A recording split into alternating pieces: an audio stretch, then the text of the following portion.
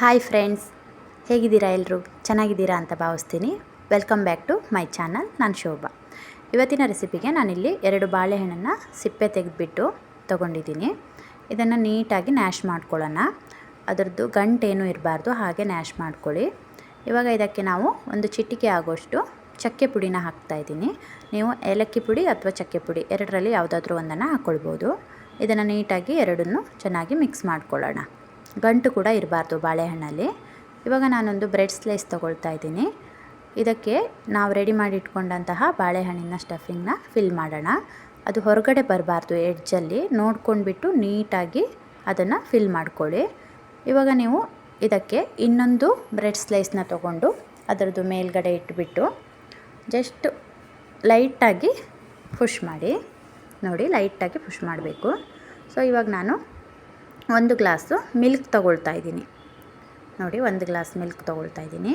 ಇದಕ್ಕೆ conduct milk ಏನಿದೆ ಅದನ್ನು 1 ಸ್ಪೂನ್ ತೊಗೊಂಡು ನೀಟಾಗಿ ಮಿಕ್ಸ್ ಮಾಡ್ಕೊಳ್ತಾ ಇದ್ದೀನಿ. ನಿಮಗೆ ಕಂಡೆಂಟ್ ಮಿಲ್ಕ್ ಬೇಡ ಅಂದರೆ 2 ಸ್ಪೂನ್ ಆಗೋಷ್ಟು ಶುಗರ್ನ ಹಾಕ್ಕೊಂಡು ನೀಟಾಗಿ ಮಿಕ್ಸ್ ಮಾಡಿ, ಶುಗರ್ ಕರಗೋವರೆಗೂ ಮಿಕ್ಸ್ ಮಾಡಿ ಇಟ್ಕೊಳ್ಳಿ.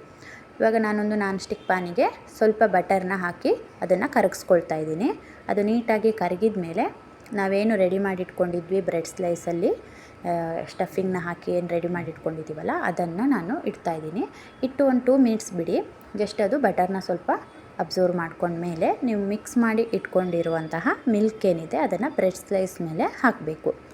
ಇಲ್ಲಿ ನಾವಿವಾಗ ಗ್ಯಾಸ್ ಫ್ಲೇಮ್ನ ಮೀಡಿಯಮಲ್ಲಿ ಇಟ್ಟಿರಿ. ಸೊ ನೋಡಿ, ಅಬ್ಸರ್ವ್ ಮಾಡ್ಕೊಳ್ತಾ ಇದೆ. ಅದು ಫುಲ್ ಹಾಲು ಬಟರ್ ಏನಿದೆ ಅದನ್ನು ಅಬ್ಸರ್ವ್ ಮಾಡ್ಕೊಳ್ಳುತ್ತೆ.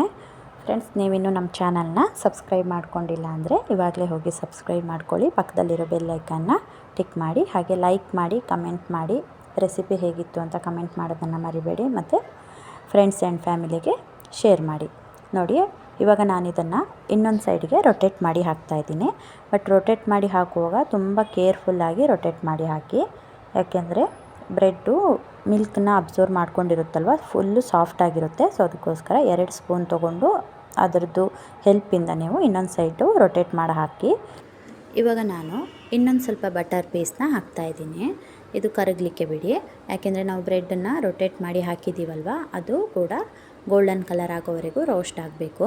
ಇದನ್ನು ನೀವು 1-2 ಸಲ ಆ ಕಡೆ ಈ ಕಡೆ ರೊಟೇಟ್ ಮಾಡಿಬಿಟ್ಟು ಬ್ರೆಡ್ ಸ್ಲೈಸ್ ಏನಿದೆ ಅದು ಗೋಲ್ಡನ್ ಕಲರ್ ಆಗೋವರೆಗೂ ನೀಟಾಗಿ ಬೇಯಿಸ್ಕೋಬೇಕು.